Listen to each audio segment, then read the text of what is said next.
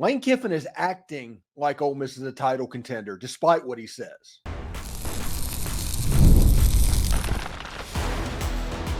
You are Locked On Ole Miss, your daily podcast on the Ole Miss Rebels. Part of the Locked On Podcast Network, your team every day. Hello, Rebel Nation. I am your host, Stephen Willis, a 10-year veteran member of the national media with Yahoo Sports and a former Ole Miss staff member. Today's episode focuses on Lane Kiffin's relentless pursuit of building the best roster Ole Miss has ever seen. The latest addition for the Portal King is at wide receiver and return man Micah Davis from the Utah State Aggies. We'll talk about him.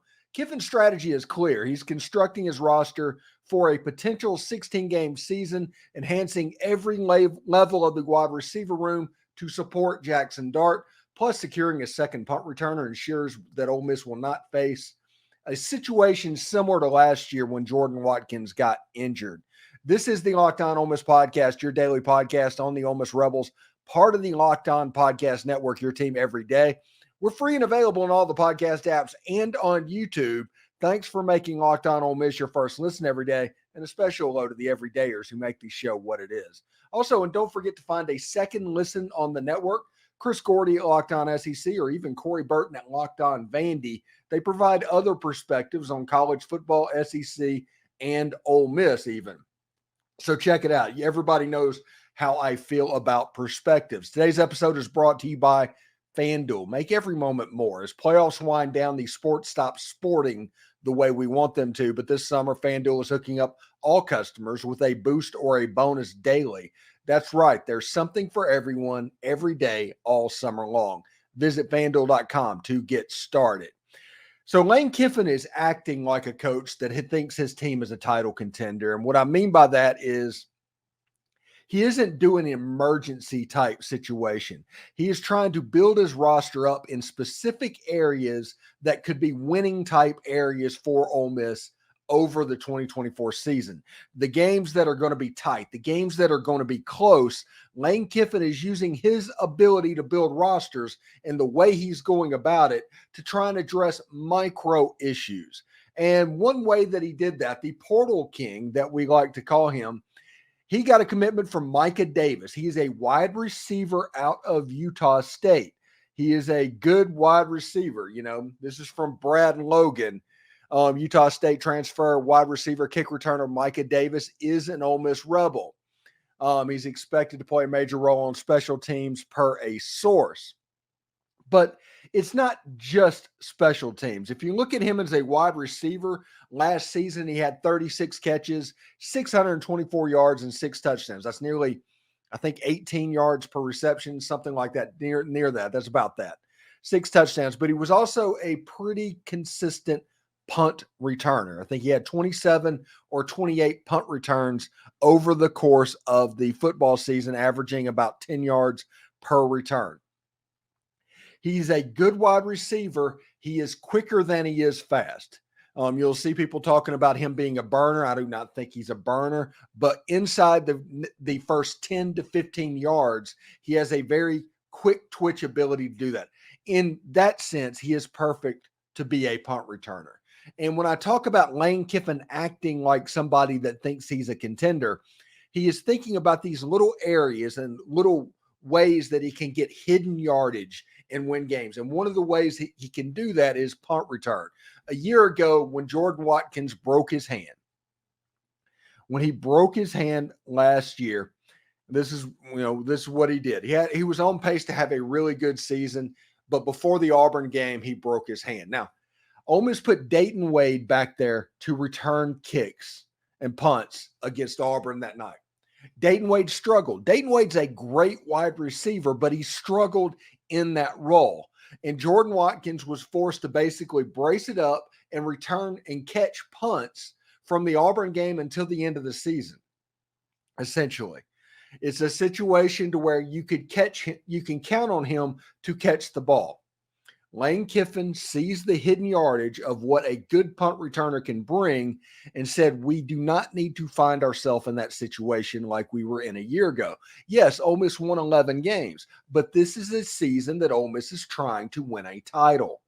There's a big difference between Ole Miss going 11-2 and Ole Miss going 12-0 or Ole Miss going 11-1. And a lot of that is going to come to bear in the hidden yardage in that. And him providing depth at punt returner is going to be a massive piece for Ole Miss. Now, the other thing that Lane Kiffin is doing by bringing in Micah Davis is everybody's going to look at this and say, hey, Steve, you did a show on Friday about how Ole Miss has one of the tops, if not the top transfer or wide receiver room in the entire country. Why would Ole Miss bring in another receiver? What's wrong? Everybody's freaking out. And, in 1985, 1995, 2005, all of this would have been valid questions. But in 2024, it is not. And this is what you need to realize. Lane Kiffin is not building a team for a regular season run. He's not building a team to go 8-4. He's not building a team to go 9-3. He is building a team to put this team in the best position to win the national title. And he's acting like a coach that does that by bringing in somebody that fills a very specific void and also increasing the depth in the wide receiver room to get ready for a potential 16-game schedule. College teams don't usually do that, but a 16-game schedule will be very important. Like Isaiah Hartrup is another transfer wide receiver that came in that we don't hardly ever talk about on this show. And that isn't because Isaiah Hartrup is not good. It would not surprise me at all if Isaiah Hartrup gets a good bit of playing time in the course of the season. He might not, he may. But with these one and dones, it's about building practical depth for Ole Miss's football team. So when you line up against Alabama, for instance, in the SEC title game, you're not going to find yourself in a situation like Ole Miss did a year ago to where Jordan Watkins and Dayton Wade are having to try and tote all the mail because Trey Harris is injured. Caden Priestcorn isn't quite right. You need this wide receiver room to be good. You need this wide receiver room to be effective. And that is why you bring in a Micah Davis to add to it. And also he can help you in other avenues as well. We will pay attention to the punt return game over the course of fall camp. And as Furman gets here, as Middle Tennessee, as Wake Forest, as Georgia Southern gets here, we will pay a lot of attention to the punt return game and see whether or not Micah Davis is the alpha and the number one. And you want to rest Jordan Watkins, or will Jordan Watkins, who last season was a pretty good punt returner. He just was. Will he be there as well? Now, we all know how I feel about kickoff returns. I want a bigger back running there. Ulysses Bentley coming in at 205, he is somebody that I would put back to receive kickoffs if that comes to fruition. But Lane Kiffin is acting like a coach that wants to win a title and is working to win a title this year. And the way he's doing it is by increasing his roster depth for that 16-game season and also finding very micro advantages to where he could win hidden yardage over the course of this season. And Micah Davis is a prime example of that. He's a player that started out at Air Force. He played A-back, and for those who don't know what an A-back is, it's the wing back in the Service Academy offense that goes around. Those are the A-backs. The fullback, the one that's right behind the quarterback, is called the B-back. He's an A-back guy. At Utah State, he plays a lot of wide receiver and a lot of middle of the field slot type stuff. Really good hands, really good football player as well. So Micah Davis is coming to Ole Miss, and honestly, that's a good thing because that shows that Lane Kiffin, he's going for it, essentially. Coming up next on the Locked On Ole Miss podcast, Dillon Alfred is back. We'll dive into why his recruitment means the early July panic was all for nothing. Stay tuned. Passion, drive, and patience, the formula for winning championships, is also what keeps your ride or die alive. EB Motors has everything you need to maintain your vehicle and level it up to peak performance. Superchargers, roof racks, exhaust kits, LED headlights, and more. Whether you're into speed, power, or style, eBay Motors has got you covered. And with over 122 million parts, for your number one ride or die, you'll always find exactly what you're looking for. And with eBay's guaranteed fit, your part is guaranteed to fit your ride every single time or your money back. Because with eBay Motors, you are burning rubber, not cash. With all the parts you need at the prices you want, it's easy to make your car the MVP and bring home huge wins. So keep your ride or die alive at ebaymotors.com. Eligible items only, exclusions apply. eBay's guaranteed fit is only available to U.S. customers.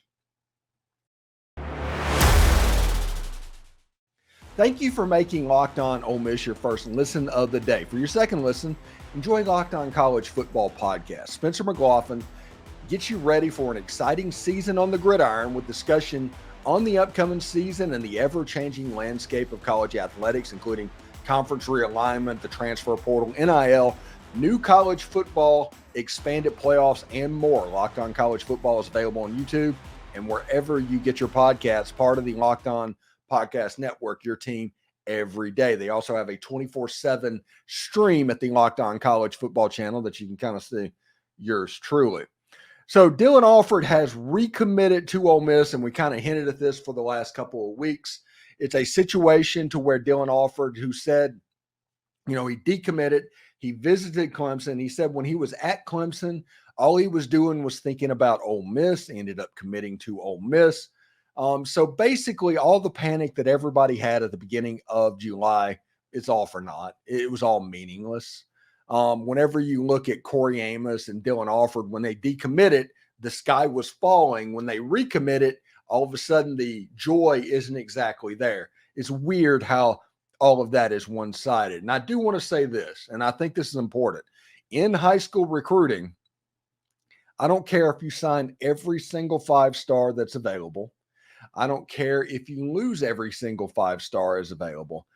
The one thing that people want, and one thing that the media, whether it be Rivals or On3 or 247, one thing that they want is finality. They want it to be over. When Joe Blow commits, all of a sudden we can act like this is absolutely where he's going to go to college and end up in his college atmosphere. But that isn't the case, because basically a commitment in college is like in 2008 saying a leader. When you sign on an NLI on signing day, that is the equivalent of making a commitment, because after that, there's 9 times to where you can change and end up at another location.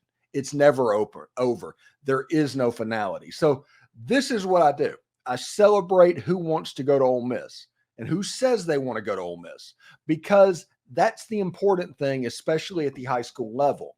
It is better to get kids than not get them, but you kind of want to be in a position to where you have a chance to get them on the rebound if you don't get them. Dillon Alfred, when he decommitted, everybody was freaking out. They were saying this, they were saying that. They were doing all of the stuff that they were trained to do essentially in 2008. That's bad for business, because in this era, it just doesn't matter when a commitment goes out or a decommitment. That is no sign of where a player can end up.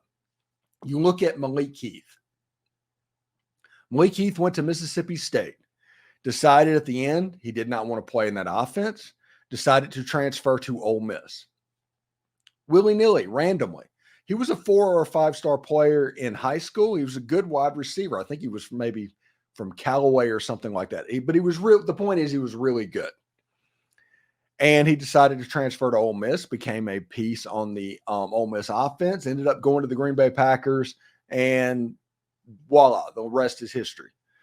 So whenever you're going through with these players, it can't be so physically invested in what's going on.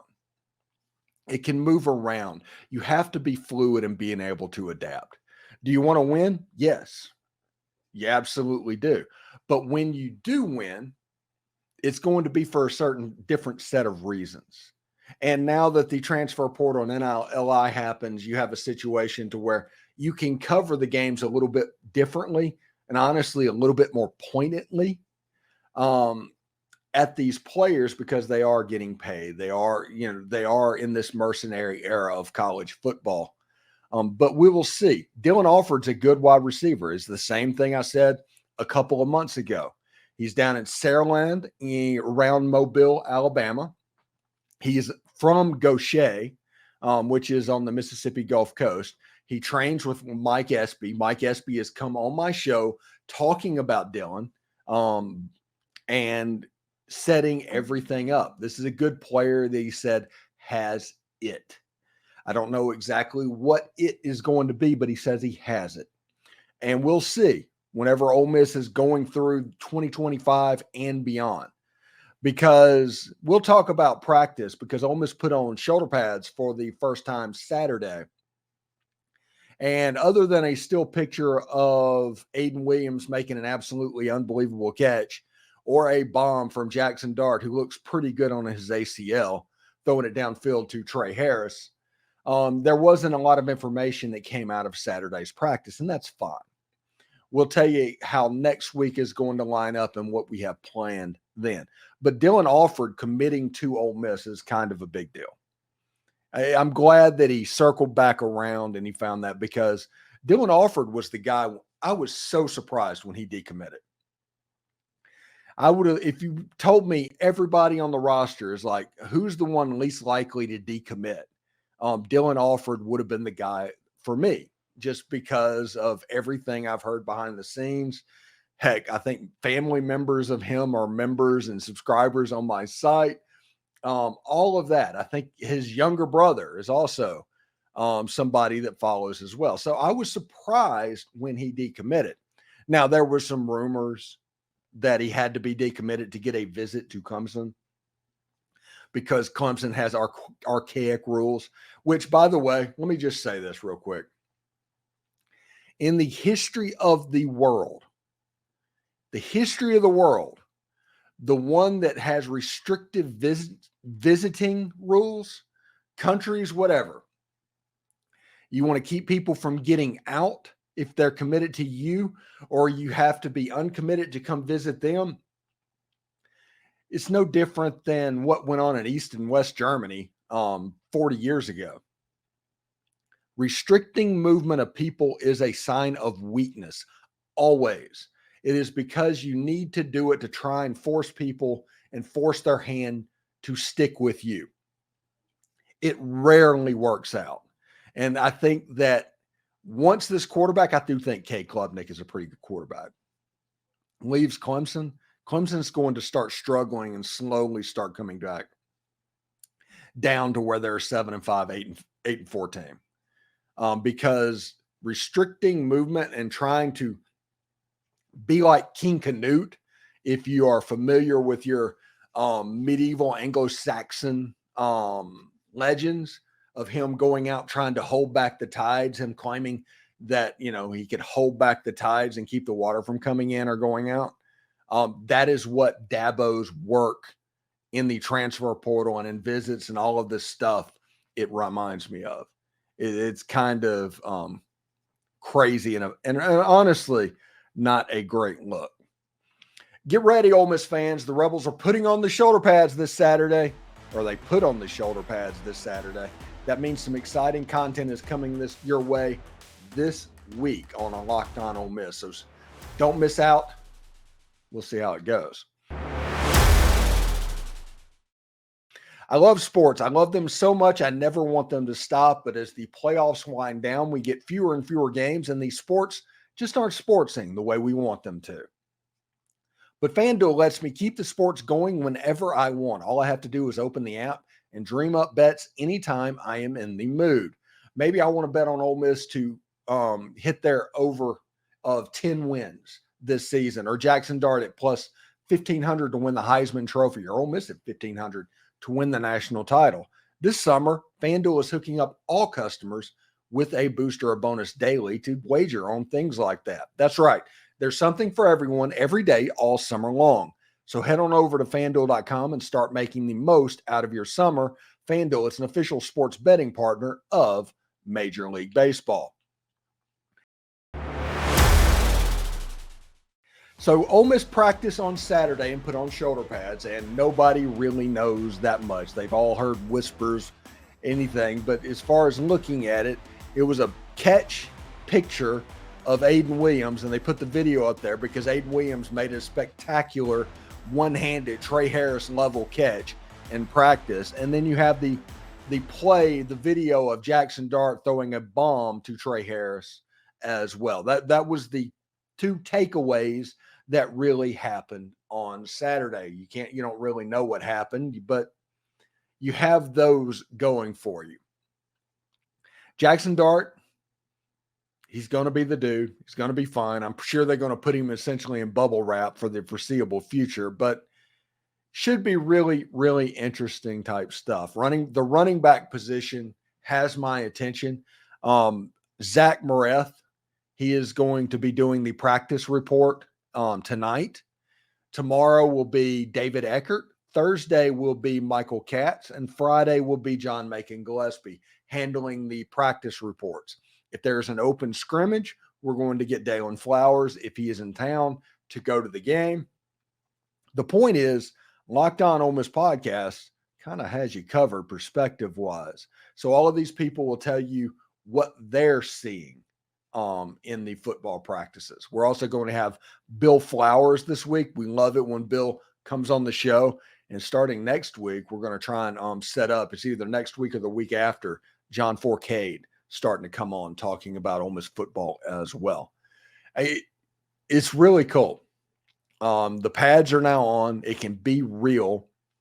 Last week was weird because it was helmets and shorts and shorts and shirts, and you couldn't really dive into the line play. You couldn't necessarily look at some of the more physical aspects of football.